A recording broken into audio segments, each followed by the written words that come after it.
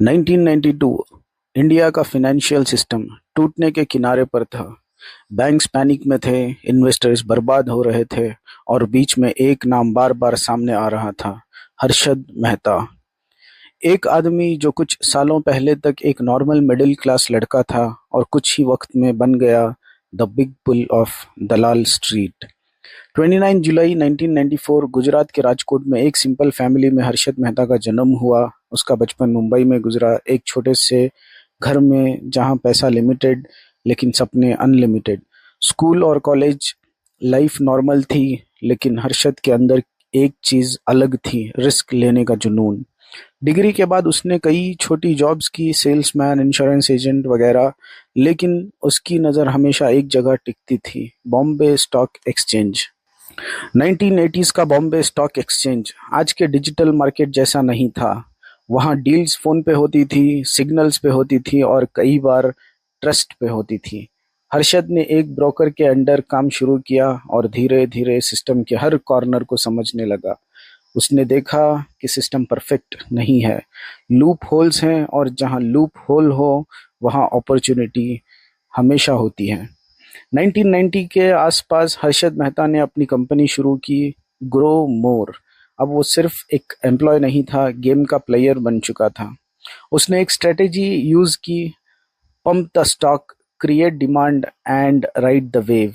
ACC cement का stock जो 200 रुपये के आसपास था, कुछ ही टाइम में 9,000 के करीब पहुंच गया। लोग हैरान थे, मीडिया एक्साइटेड थी और इन्वेस्टर्स एंड ब्लाइंडली फॉलो कर रहे थे उसको। हर्षद मेहता बन गया द बिग बुल।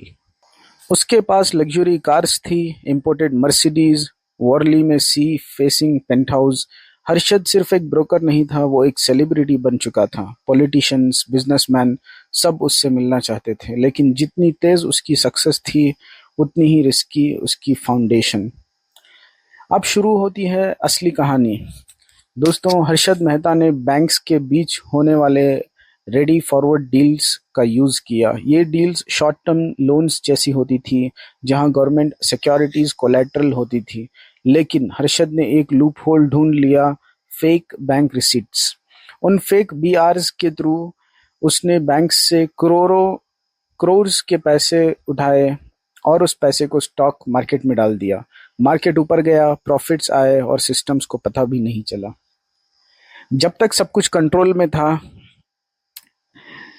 1992 में एक जर्नलिस्ट ने कहानी का रुख बदल दिया। एक सिंपल ऑब्जर्वेशन, एक लग्जरी कार और एक सवाल, एक ब्रोकर के पास इतना पैसा कैसे? इन्वेस्टिगेशन शुरू हुई और धीरे धीरे लेयर्स खुलने लगे। सच सामने आया, 4,000 करोड़ का स्कैम, इंडिया का सबसे बड़ा फाइनेंशियल फ्रॉड उस वक्त का।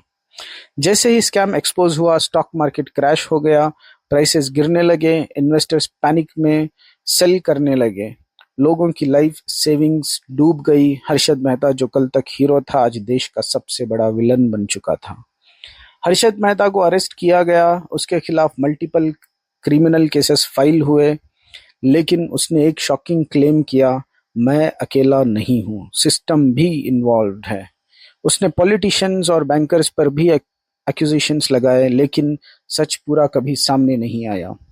हर्षद मेहता ने अपनी जिंदगी के लास्ट ईयर्स कोर्ट रूम्स और जेल के बीच गुजारे।